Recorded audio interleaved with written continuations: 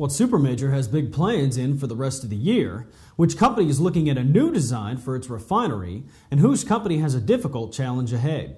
All this and more when we come back.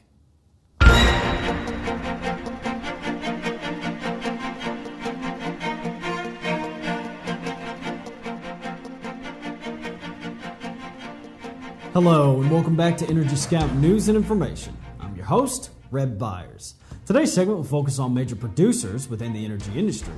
And breaking news, a new industry-backed study on the economic impact of natural gas production in the Fayetteville shale play says the work will be worth nearly $18 billion to the state over the coming 5 years. A study 2 years ago had projected the impact from 2005 through 2008 to only be worth $5.5 billion. In other news, Chevron Corporation told financial analysts at a meeting in New York City today that major upstream capital projects in the United States Gulf of Mexico, offshore Nigeria, and in Kazakhstan will produce additional crude oil and natural gas this year. In the downstream business, company executives said projects will increase refining scale and flexibility are underway in areas of market strength in the United States and in Asia. Now let's take a further look at other news in the energy industry.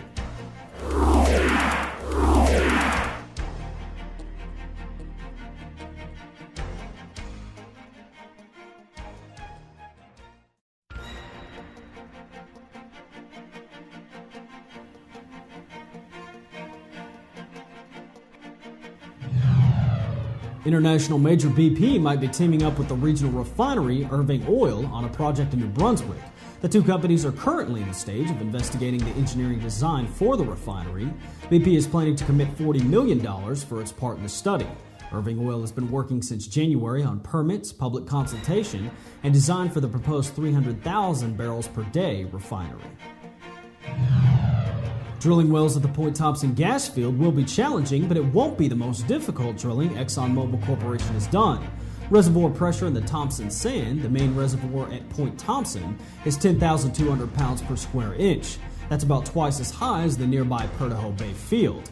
The company has drilled wells in reservoirs with higher pressures elsewhere. The plan was submitted in late February with the goal of 1.3 billion in gas condensate production.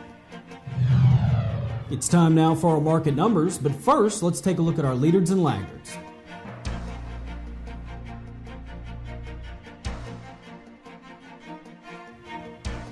In fuel this week, diesel is averaging at $3.97 and regular is averaging at $3.28. And now, let's take a quick look at this week's mergers and acquisitions.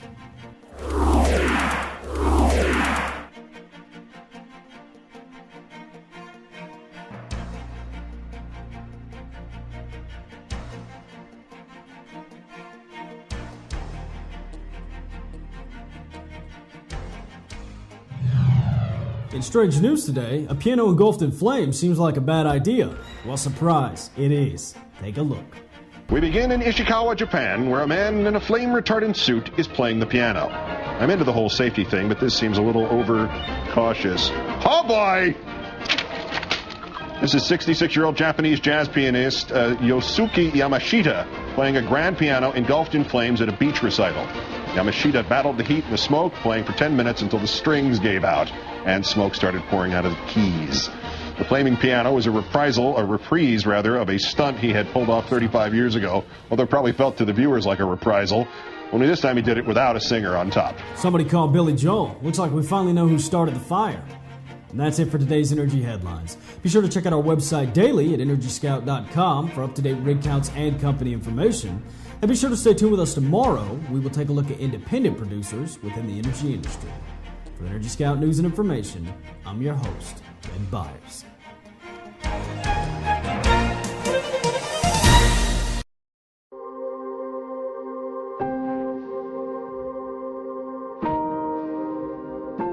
And outside, the debate rages. Oil, energy, the environment. It is the story of our time, and it is definitive and all-encompassing, and it leaves no one untouched. Because make no mistake, this isn't just about oil companies.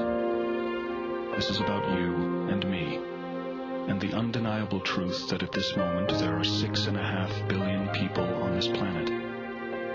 and by year's end there'll be another 73 million. And every one of us will need energy to live. Where will it come from? This is Chevron's challenge each day. Because for today and tomorrow and the foreseeable future, our lives demand oil. But what's also true is that we can provide it more intelligently, more efficiently, more respectfully. That we'll never stop looking for alternatives. That an oil company can practice and espouse conservation. Yes, we are an oil company, but right now we're also providing natural gas, solar, hydrogen, geothermal. Because we live on this planet too. This is who we are, in 180 countries. Not corporate titans, but men and women of vision. 58,000 citizens of the world, liberals and conservatives, engineers and scientists, pipeline welders and geologists, husbands and wives, part-time poets and coaches, people who daily try to find newer ways, cleaner ways to power the world. Humans have always reached for what seemed impossible, because it is then that we find a way.